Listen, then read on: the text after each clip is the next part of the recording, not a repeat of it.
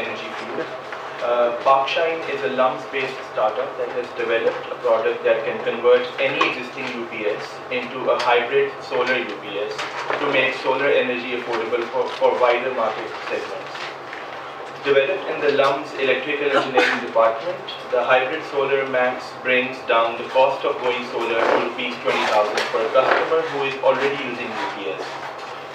Parkshine is currently market testing the product and will be launching at a wider scale in February 2017. I would like to introduce the founder and the co-founder, Mr. Jasim Sheikh. Mr. Jasim Sheikh is the founder and the CEO of Parkshine. Jasim has over 10 years of experience in microfinance and solar energy financing. His experience, coupled with an MBA, or EMBA from LUMS, has led him to developing a product that makes solar energy affordable for the mass segments. And Mr. Ali Raza. Mr. Ali Raza is the co-founder of Parkshine. He has over 5 years of experience in designing, installing and maintaining solar systems from 1 kVA to 30 kVA in size. With BS in electrical engineering, Ali handles the technical aspects of Parkshine's product along with his sales experience. So I would like to invite Parkshine to share their vision and their motivation towards this business and what their plans are for the future. Basically, the vision is to The vision is to convert energy consumers into energy contributors. And what we have done with our very first product is actually to enable UPS users to use small amounts of solar energy in their daily lives. So basically, with small amounts of solar panels on every rooftop, that would basically accumulate into a huge reduction on the burden of the national grid, which is exactly what Nadeem Babar was focusing on with conservation and other R&D scopes that are coming in. What we're doing is we're switching part of the grid usage to solar. And basically this is an energy cost saving solution rather than altogether solution in load shedding. Right, that is indeed very interesting, and as Mr. Nadeem Babar earlier on pointed out, and the slides that he showed, I mean, we were not on that map of direct energy usage where Bangladesh was over there and India was over there. They are our neighbors. So that's a very encouraging field to be in. What is your business model? I mean, I understand where your pricing point is, and I believe that the customer would be procuring solar panels in addition to this, right? Yes, solar panels are a must. So what our device does is a mechanism to use those solar panels. So our business model revolves around that product that we've developed. It comes under a consumer durable category, and it's going to be retailed like an ordinary UPS or battery is retailed. So that's how we're going to go into the February 2017 date is when we actually launch in and around Lahore. And we plan to take this aggressively starting the next season. So that's how we're basically going to most probably outsource our manufacturing and focus ourselves towards the marketing of the product. Right. And how do you plan to do that? And additionally, I would love to know the energy rating, the wattage that you expect to provide through this. Is this a different, is it a scalable model where you intend to have different modules for different users, or is it going to be one for all? Yes, we've tried to keep the starting point quite low at around 20,000 rupees, which includes a solar panel and our device. But there is scalability, so it can be upgraded. It can go up anywhere from 150 watts to 1,000 watts. Right. And what is your marketing plan? Basically, we're going to partner up with channel partners, retailers of UPSs, batteries, and solar equipment, and we're going to place our products on their shelves. And we're going to provide the ATL air support in certain regions where our product is available. So basically, there's going to be an ATL and BTL going hand in hand. Right. There are some notable people in the audience as well. who I would like to invite for participation in this because these are basically our future. These are young startups and they would need some guidance and some insights into the specific industry that they're going in. And Zubair, I would like you to... Yes, Zubair, do we have another mic or do we have to pass this on to Zubair? For just basically, if you could, let me just quickly introduce Mr. Zubair Khalid. Mr. Zubair Khalid runs Multi-Line, and which is basically very relevant to today's session. Multi-Line is basically power generation and solar power source and conversion. And in this case, Mr. Jasim Sheikh and Mr. Ali Raza are basically embarking onto a journey which is basically bringing more solar power accessibility to general public, and I would like you to just take part in the discussion.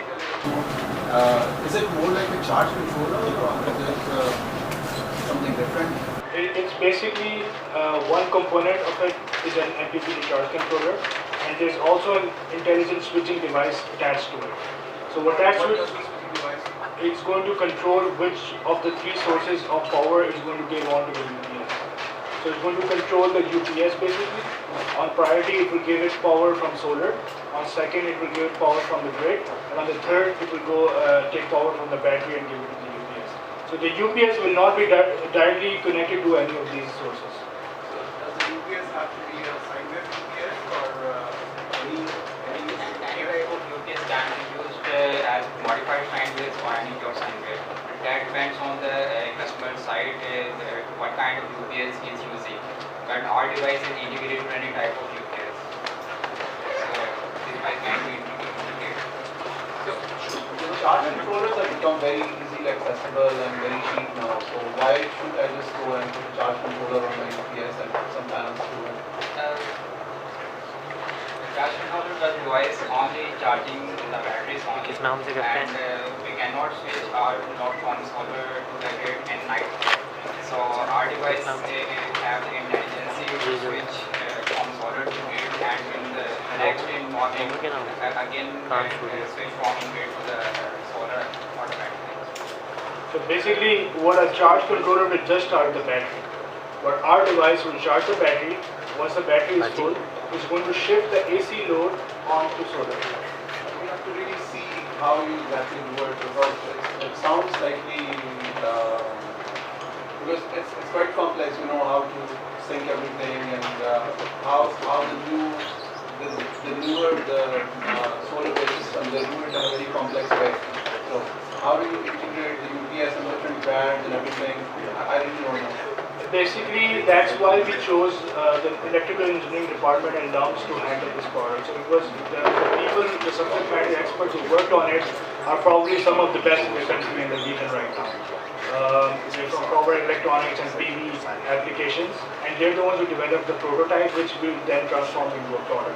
So all these complications are intelligently handled in a very simple way, and the customer doesn't have to do anything. Just plug it in and it's going to run by itself. Okay. But I have to really look at the whole product working. Exactly. It's located in the electrical engineering department and LUMS, and everybody's invited to come over and have a look at it. Thank you very much. Thank you, Zubair. Thank you, Jasim. I think it would be very important to basically put forward a value proposition to the end user and for the end user to understand. And I think the marketing, it would be very interesting to see, how the solution is positioned and what value proposition it brings to the table. We will be taking a couple of minutes break and handing over. Nadeem, once again, thank you very much. I believe you have a flight you have to catch. I would like to ask Jan Pakistan if there are any particular facts and ideas that they would like to share and bounce off with the audience. Before the final summary, before we pass, my bad. not Jan Pakistan. Pak Shine. Before we move on to Jan Pakistan. I think Pakistan is about Pakistan, as my mother also mentioned. It's about Pakistan. It's about making Pakistani consumers independent, stage by stage. And the product that we have now is probably the first step in taking our customers towards that energy independence that we're visioning about. And I think the next product that we come forward with are going to be the next steps, and eventually we'll have consumers not only generating electricity on their rooftops, but also giving back to the grid. Thank you very much. Thank you. Moving on to Jan Pakistan. Very, very interesting name indeed. Jan Pakistan is a social startup with a mission to provide affordable energy solutions to low-income communities. Currently, they are promoting the adoption of clean cook stove technologies in communities that are still burning firewood and dung cakes to cook food on outdated traditional and mud-cast iron stoves. Khizr Imran, please introduce yourself. Khizr Imran is the CEO of Jan Pakistan. He has 8 years of experience in developing, implementing and leading behavior change communication campaigns across Pakistan. As General Manager of Publicis, he partnered with a diversity of international aid organizations, including but not limited to USAID, the World Bank, UNAIDS, UNDP, UNICEF, the World Health Organization and others. Danial is the co-founder, is a chartered accountant of Jan Pakistan and co-founder of Jan Pakistan and is COO and CFO. He has worked for over a decade in complex financial environments and has vast experience in developing innovative social inclusion projects to deliver basic amenities in off-grid marginalized communities throughout Pakistan. His work includes pioneering clean solar energy lending to provide small-scale solar solutions to micro-entrepreneurs through leasing program and developing rural electrification projects which brought light to 165 villages in 2 years. He also has worked on integrating solar technology with tube wells to provide access to clean drinking water to far-flung villages fraught with waterborne diseases. Now this is interesting. Both the earlier startup, Pak Shine and Jan Pakistan, have an interesting combination of financial acumen and technical expertise. So, Jan Pakistan, over to you. If you could introduce your business concept, and what I would be interested in knowing is that while burning firewood and dung cakes is outdated, is it not renewable? If we could just start with that question. First of all, thank you for the introduction.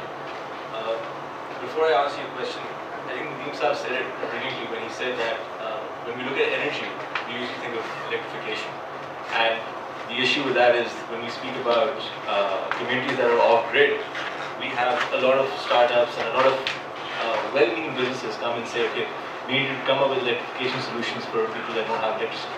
But what energy means, beyond what Nadeem Saab was saying, actually scaled down to the house, is you need energy to keep the lights on, you need energy to cook food, and you need energy to heat homes. This is what energy means to each one of us in the house. And what Jan Pakistan is doing is we're actually working on that aspect of energy for people who are marginalized, that has been ignored for a long time.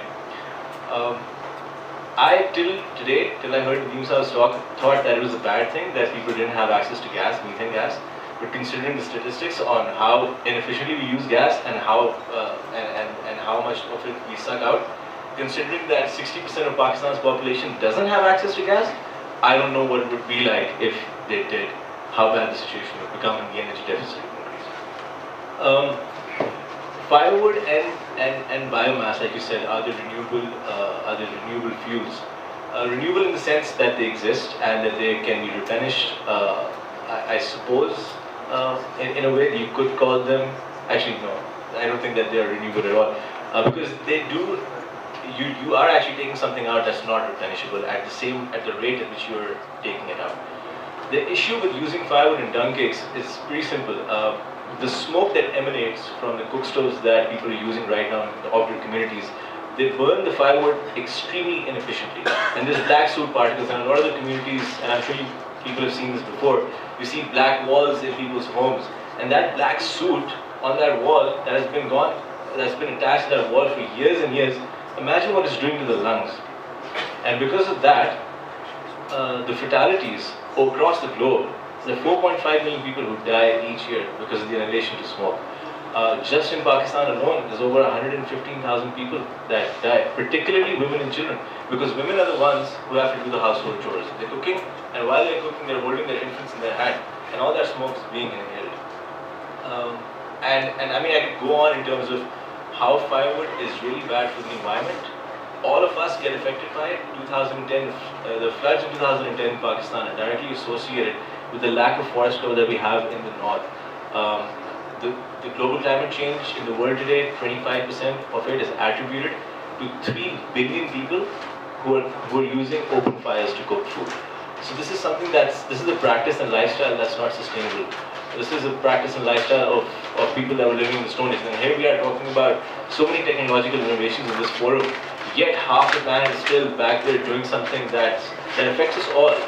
And they really shouldn't have to do that anymore. So that's what we're all about. Thank you very much. It's very encouraging to see an environmental perspective on this, and the health perspective, which is very, very important and something that usually is missing in our country.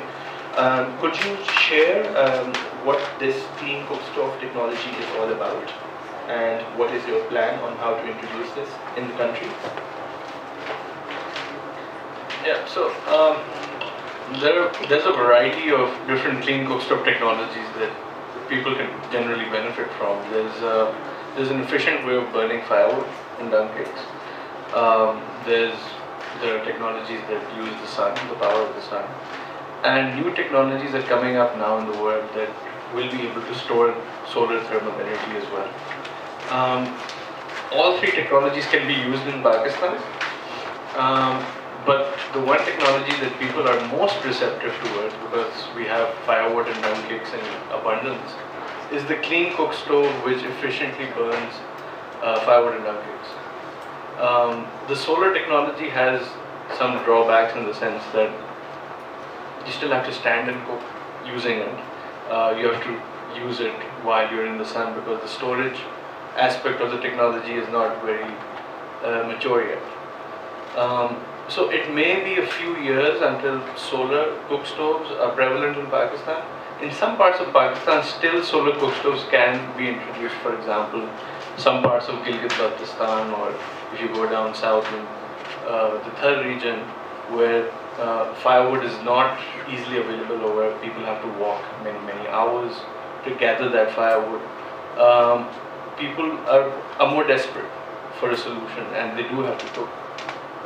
So solar cook stoves may be able to penetrate that particular market, but for most part of Pakistan, the idea really is at least what Jan Pakistan's focus right now is to get a cook stove that will help people burn firewood more efficiently, so save costs on that, and also reduce fumes by 80%.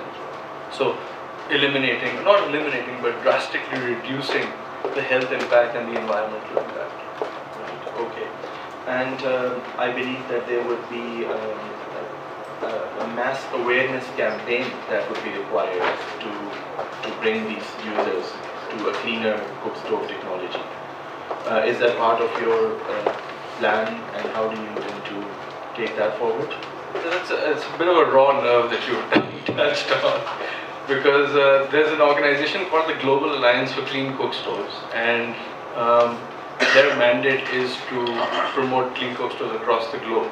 And recently, I think about 3 months ago, they took out a tender for behavior change communication campaign, and countries like India and Bangladesh and other countries in this region could participate in it, but Pakistan was not on the list. So we wrote to them and we said, hey, hi, 200 million people, 55% of the population cooking on open fires, lots of people dying. We need a behavior change communication campaign here as well. So they took note. They wrote us a very polite response, which was that political instability and the very routine sort of thing that we heard. So long story short, we have now through a friend in Washington gotten in touch with the people who give money to the Global Alliance for Clean Bookstores, which are certain key people at the United Nations and the World Bank. So through those connections, we will be getting the Global Alliance for Clean Bookstores to take note of Pakistan, and we will lobby, we will speak to them, we will write to them to assign a certain set of funds for behavior change communications in this country. And we've been, like Khizr said, we towards the GSCC, the way polite, and of course it's going to be a work in progress, and let's see when this transpires. But I think beyond looking outside, this is a Pakistani problem, right? We're all Pakistanis here, we've got governments here, we've got systems here, and we've seen in the past, with a lot of the communities that we go to, we've seen in the past that behavior change communication campaigns that have been state-sponsored have been very successful. We know that people now know about family planning.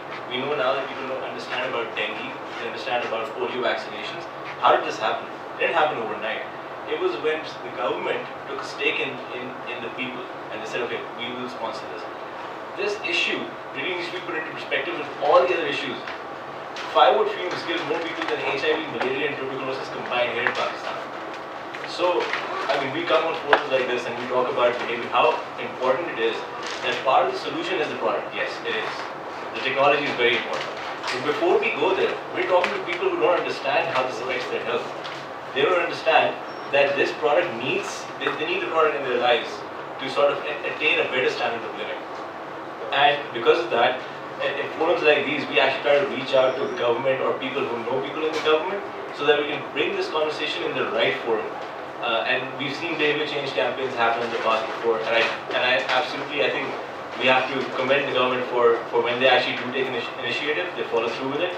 This is something that I think that hasn't crossed their minds, it hasn't crossed their table. So, I just use this forum to say that if anybody has any connections, please do put us in touch. This is a Pakistani problem, we all have to come together to sort of resolve it. Thank you. What is the business goal? What's your roadmap? Full-time operations at Jan Pakistan started in December last year. We're still in prototyping phase. So we've tested a host of different cookstove technologies already in low-income communities, in operate communities, and we've learned a lot from that. And now the next step is for us to move towards indigenizing the solutions that make more sense for Pakistan. Indigenization is important for multiple reasons. The one reason, which is paramount, is to bring the cost down. Imported goods right now are almost twice as expensive, or maybe sometimes even more than that, by the time they reach the end customer. The second reason is that the cookstoves that we're actually importing and testing in Pakistan right now, from Africa, China, from the US as well, are not really designed for Pakistani culinary habits or cooking behaviors.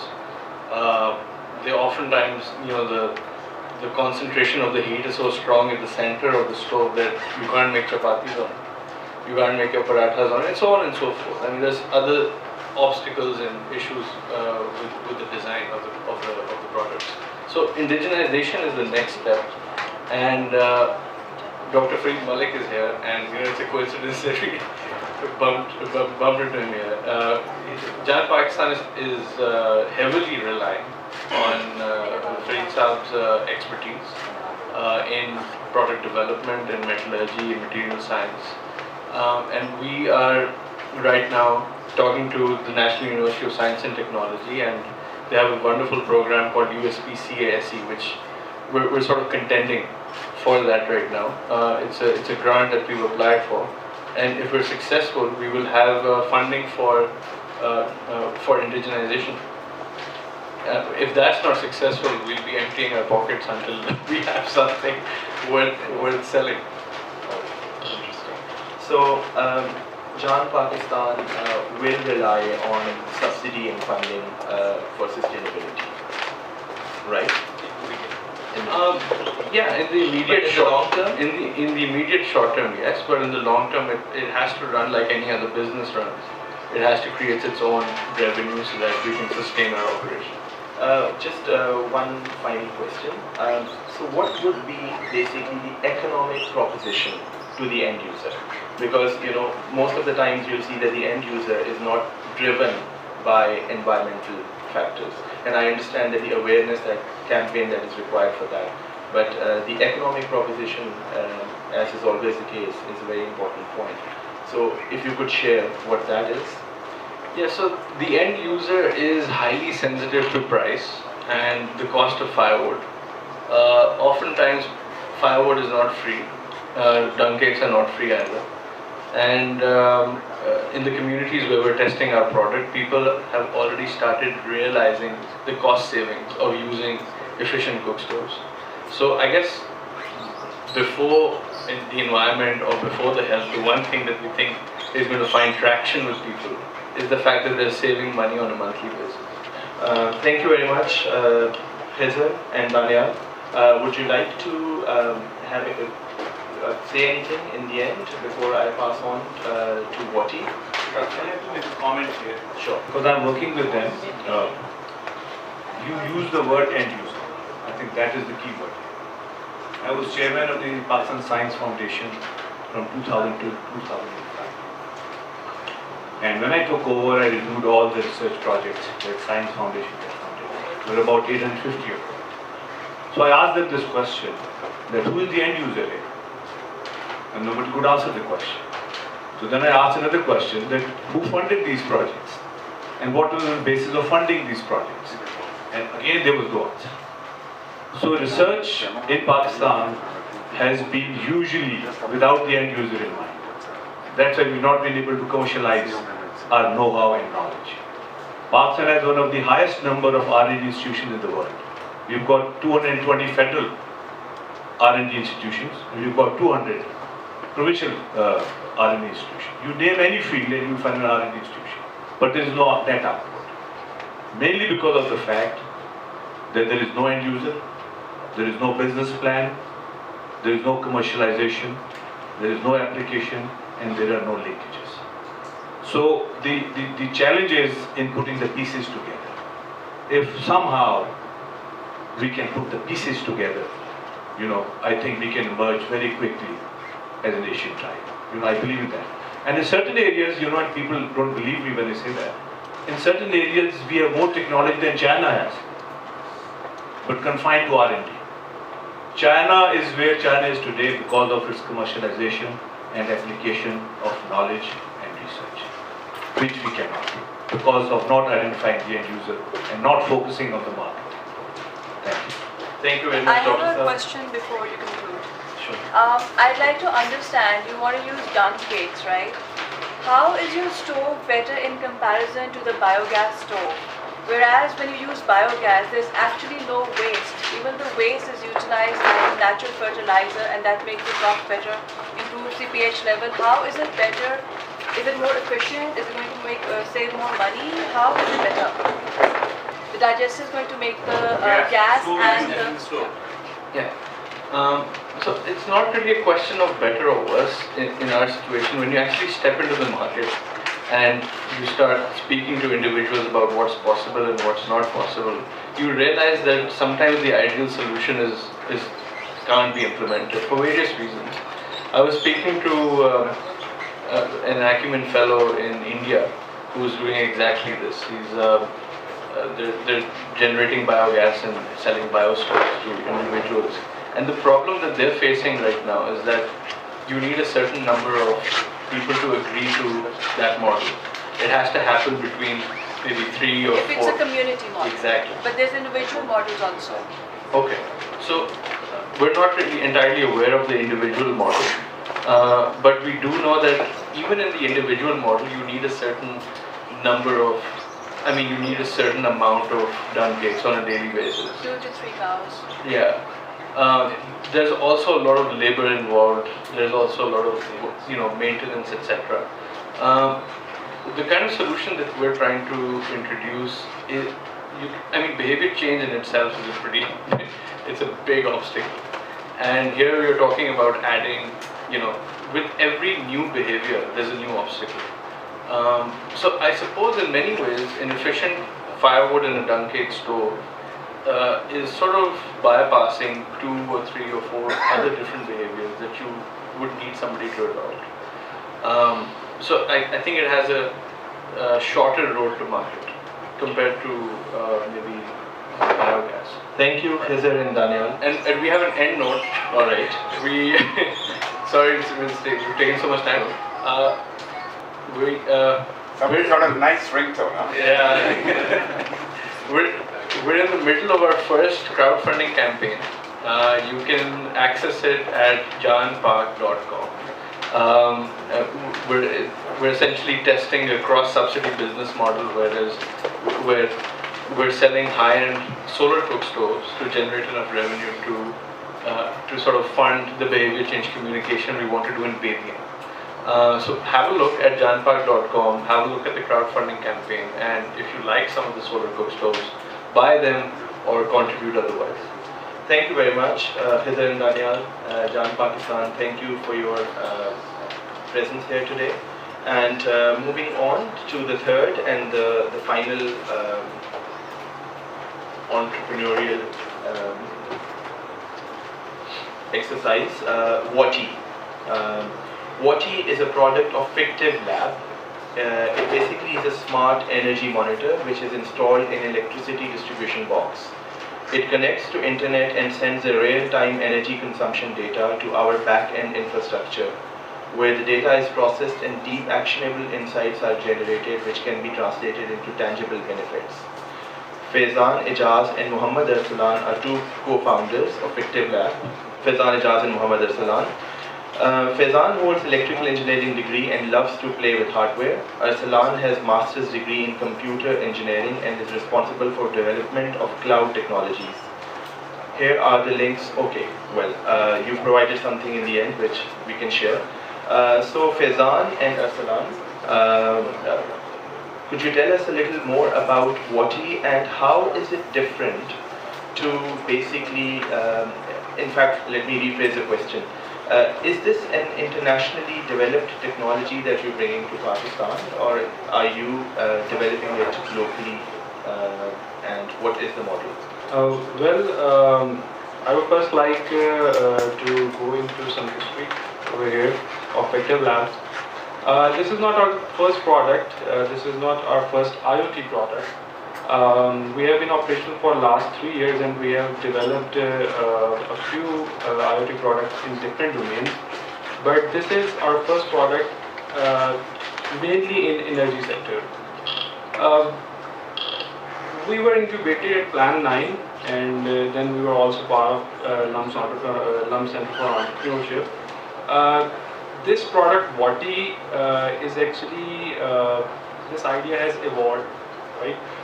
We first started with the controlling of appliances and then we developed some prototypes of smart plugs and smart switch plates. And the main purpose of all that development was to actually conserve energy, right, through automation. But we never actually went to the market with those products because when we actually went to people and asked for their feedback, the price was a bit too high for those products and they couldn't see the ROI in those products at that time. So after 2 years of research and asking for feedback from different people, that what are the main pain points that we can solve through this Internet of Things, big data and data analytics. The one thing that I came across was that people are very much you can say concerned about how much bill they are going to get at the end of the month. There is no like metrics, or you can't tell that how much energy that you are being, how much energy that you are consuming, and what would it cost you at the end of the month. So that was one major issue with people. So we started thinking around that particular problem, that how can we address that issue. So obviously smart plugs or smart switch plates, okay, they are nice to have, but this is a bigger problem that we are actually trying to solve here. So we have come up with this hardware, and the question that you asked, that is it being internationally developed or is it being developed here. So we have developed the entire hardware and software, including the device side, firmware, cloud technologies, everything in Pakistan. So that is kind of a big achievement, and we are actually proud of it. So that's one thing. And keeping in view that how much people are going to spend on these kind of technologies, because this is kind of novel ideas, and people don't know actually that how much are they going to save through these kind of devices, and what is going to be the result of these devices. So we have tried very hard to keep the device cost low. So we are actually taking pre-orders at this point, which we intend to fulfill by the end of this year. The device costs around 2,900 rupees, and then we have shifted the business model. We were first trying to actually sell the devices and not do anything afterwards. But now we have shifted the model, and we want to sell the services, right? So once the device is sold, we want to sell the data analytics that you had actually read in the, I would say, the pitch, that the actionable insights are made. What are these actionable insights, and how can this product benefit someone? Now I would actually like to answer that thing. So one thing is that it actually learns your energy consumption patterns, and then predicts your electricity bill based on the tariff, based on your local tariff like LESCO, ISCO, or any other utility company. So that's one thing that by the second or third day of your month, you know that how much you are going to get the bill at the end of the month if you keep on using electricity on this rate, right? So if there is a concept of targeting and monitoring. So if you want that your bill shouldn't exceed 15,000 rupees, so you actually tell the application that, okay, you have to monitor that my patron does not allow this budget to be exceeded, right? So this is what one perspective of the device that it does.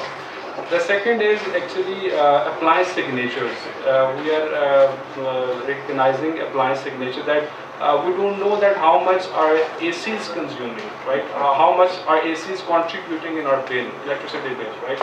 So this is, we don't know that how much our microwave is adding to the bill, or if I run my air conditioning on 30 degrees, or if I run my air conditioning on 27 degrees, how much difference is it going to make at the end of the month in terms of money, right? So these are the kind of things, that these are the kind of algorithms that we are actually developing, so that the customer should get the ROI in monetary terms.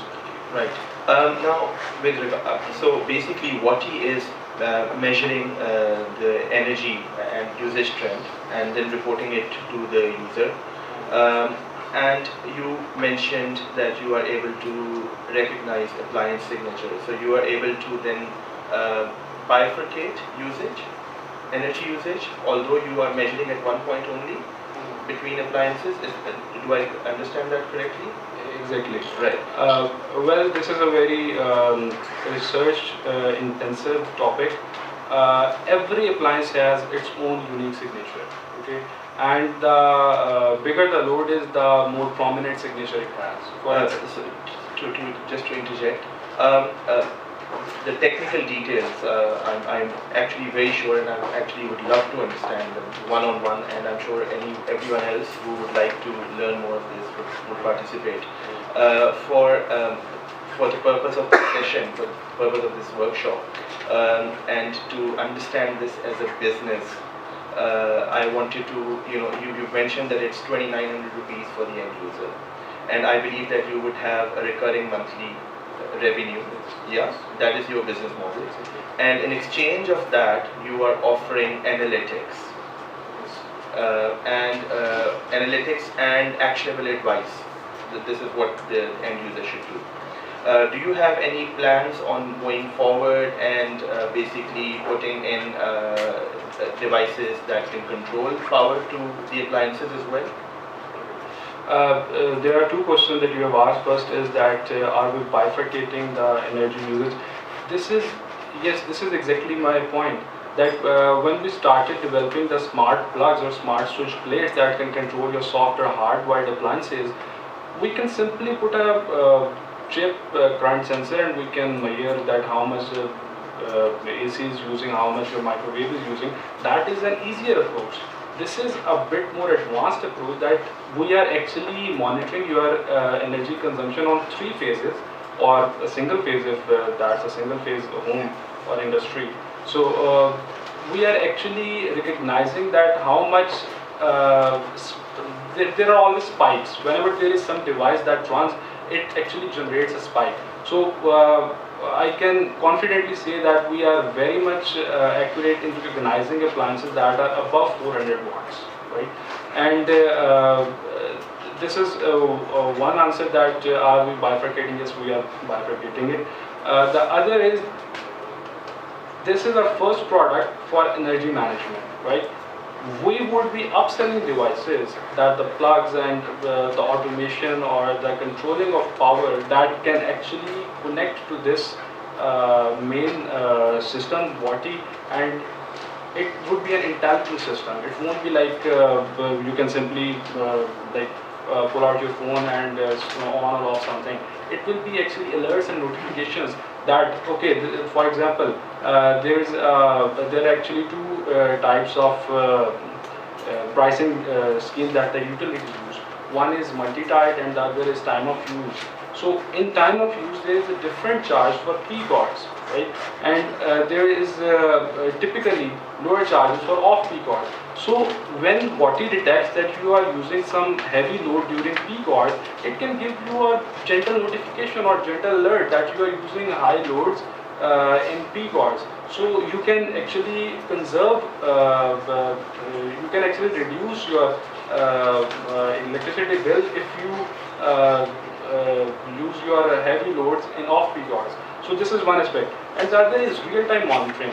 We are actually taking many samples of electricity consumption per second, but we are actually sending it back to our cloud every 5 seconds. We are sending data to our cloud every 5 seconds. So it makes more than 500,000 data points per month for us to make some patterns and put some algorithms on that data and generate actionable insights. So your second question is that if we are going to be giving some more devices to control or automate, yes, definitely. It would be the second part. WATI, it's actually very encouraging to know, and definitely it's a national pride that we are developing such technologies locally, indigenously, and have the vision to implement them at a large scale. I believe there is a significant infrastructure required at the back end if you are to evaluate data for tens of thousands, if not hundreds of thousands of users. And what are your plans with that?